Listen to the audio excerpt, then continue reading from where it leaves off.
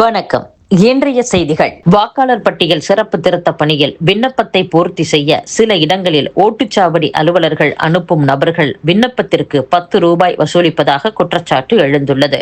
விண்ணப்பத்தை பூர்த்தி செய்ய இயலாதவர்களுக்கு ஓட்டுச்சாவடி அலுவலர்களை அவற்றை பூர்த்தி செய்ய உதவ வேண்டும் என தேர்தல் கமிஷன் அறிவுறுத்தல்களை வழங்கியுள்ளது.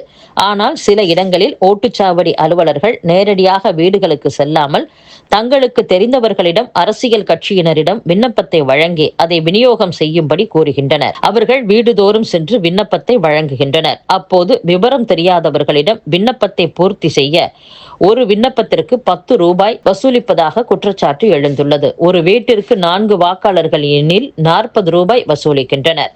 பெரும்பாலானோர் விண்ணப்பத்தை பெற்றுக்கொண்டு தங்கள் குழந்தைகள் வந்த பின் அவற்றை பூர்த்தி செய்து வழங்குகின்றனர். ஒரு சிலர் ஓட்டுரிமை பறிக்கப்படுமோ என்ற அச்சத்தில் அவர்களிடம் ரூபாய் கொடுத்து விண்ணப்பத்தை பூர்த்தி செய்கின்றனர். என்ஜினியரிங் கல்லூரி கௌரவ பேராசிரியர்கள் பணி அனுபவ சான்றிதழ்களை சென்னை தொழில்நுட்ப கல்வி இயக்ககத்தில் வரும் 30ஆம் தேதி வரை பெறலாம் என்று தொழில்நுட்ப கல்வி இயக்ககம் அறிவித்துள்ளது. தொழில்நுட்ப கல்வி இயக்ககம் இது குறித்து வெளியிட்ட அறிவிப்பில், அரசு உதவி பெறும் மற்றும் தனியார் என்ஜினியரிங் கல்லூரியில் பணியாற்றிய மற்றும் பணிபுரியும் பேராசிரியர்கள் தங்களின் பணி அனுபவ சான்றிதழ்களை தொழில்நுட்ப கல்வி இயக்ககத்தில் நேரடியாக வந்து பெற்றுக்கொள்ளலாம் என்றும் அறிவிக்கப்பட்டுள்ளது. விவசாயிகளுக்கு உரிய இழப்பீட்டை தராமல் ஆண்டுக்கு 5000 கோடி ரூபாய் வருவாய் ஈட்டும் தனியார் காப்பீட்டு நிறுவனங்களை தமிழக அரசு ஊக்குவித்து வருகிறது என்று தமிழக அனைத்து விவசாய சங்கங்களின் ஒருங்கிணைப்பு குழு தலைவர் PR பாண்டியன் குற்றம் சாட்டியுள்ளார். மத்திய தேர்வாணைய விதிகளின்படி அவர்கள் அனுப்பிய பட்டியலில் இருந்து மூத்த காவல்துறை அதிகாரியை DGP-யாக உடனடியாக நியமிக்க வேண்டும் என்று தமிழக அரசுக்கு அதிமுக பொதுச் செயலாளர் எடப்பாடி பழனிசாமி வலியுறுத்தியுள்ளார். தமிழகத்தில் சட்டம் ஒழுங்கு சந்தி சிரிக்கும் நிலையில் காவல்துறை செயல்படுகிறதா என தெரியவில்லை. தமிழக மக்கள் அனைவரையும் திமுக அரசு வாட்டி வதைத்து வருகிறது. தினம்தோறும் தணலில் இட்ட புழுவாக மக்கள் துடித்துக் கொண்டிருக்கின்றனர். சிறுமியர் முதல் மூதாட்டிகள் வரை யாரும் வெளியில் சுதந்திரமாக நடமாட முடியாத நிலை ஏற்பட்டுள்ளது. அதிமுக ஆட்சியில் சட்டம் ஒழுங்கை பாதுகாக்க அரும்பாடுபட்ட காவல்துறை தற்போது நிர்வாக திறனற்ற முதல்வர் ஸ்டாலினின் செயல்பாடற்ற நிலையால் சீர்கட்டு இருப்பது வேதனை அளிக்கிறது.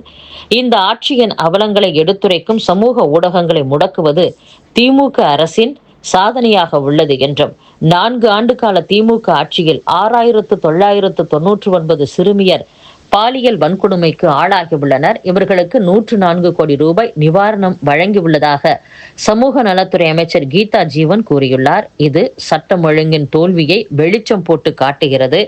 ஜூலை முதல் அக்டோபர் வரை 4 மாதங்களில் 501 கொலைகள், 156 பாலியல் குற்ற வழக்குகள் பதிவாகியுள்ளன. முதல்வரின் கொளத்தூர் தொகுதியில் கஞ்சா போதையில் தெருவில் சென்றவர்களை தாக்கிய CCTV காட்சிகளை வெளியிட்ட வீட்டு உரிமையாளர்களை சென்னை போலீசார் கைது செய்துள்ளனர். இதுபோல் செய்தால் குற்றவாளிகளுக்கு எதிராக சாட்சி சொல்ல யார் முன் வருவர்? கடந்த 54 மாத திமுக ஆட்சியில் காவல்துறை தன் கம்பீரத்தை இழந்துள்ளது. நிரந்தர DGP இருந்தபோதே சிறப்பாக செயல்படாத காவல்துறையின் செயல்பாடுகள் இப்போது கேள்விக்குறியாகி உள்ளது என்றும் எடப்பாடி பழனிசாமி கூறியுள்ளார். பாஜக மூத்த தலைவர் ராஜா செய்தியாளர்களை சந்தித்தார். அப்போது பீகாரில் கடந்த தேர்தலை விட 9% அதிகமாக 65.08% அளவுக்கு ஓட்டு பதிவாகியுள்ளது. இதற்கு காரணம் வாக்காளர் பட்டியல் தீவிர திருத்தப் பணி. தேர்தல் கமிஷன் உத்தரவை எந்த கட்சியும் ஆட்சியும் மீற முடியாது. தமிழகத்தில் வாக்காளர் பட்டியல் திருத்தப் பணிக்கு பயிற்சி பெற்ற PLO-க்கள் நியமிக்கப்படவில்லை. கோவை மாவட்டம் ஆத்துப்பாலம் கிணத்துக்கடவு பகுதியில் மதரசாவில் அமர்ந்து வாக்காளர் பட்டியல் திருத்த பணியை மேற்கொள்ளும் BLO-க்களை சஸ்பெண்ட் செய்ய வேண்டும் என்றும், தமிழகத்தில் வாக்காளர் பட்டியல் திருத்த பணிகளை பாரபட்சமின்றி மேற்கொள்ள வேண்டும். வாக்காளர் பட்டியல் தொடர்பாக பேசி வரும் ராகுலுக்கு முழு மருத்துவ பரிசோதனை அவசியம். அவர் உளறியதை கேட்டு ஸ்டாலினும் உளறுகிறார் என்றும், கடந்த 2021 ஆக்கிரமிப்பில் இருந்து கோவில் சொத்துக்களை மீட்க உத்தரவிட்ட நீதிமன்றம் அனைத்து கோவில்களின் மொத்த நிலம், ஒவ்வொரு கோவில் வாயிலாக பராமரிக்கப்படும் நிலம், தனியாருக்கு குத்தகை அளித்த நிலம், ஆக்கிரமிப்பில் உள்ள நிலம் ஆகியவை எவ்வளவு என 6 வாரங்களுக்குள் தெரிவிக்க வேண்டும் என்று உத்தரவிட்டது.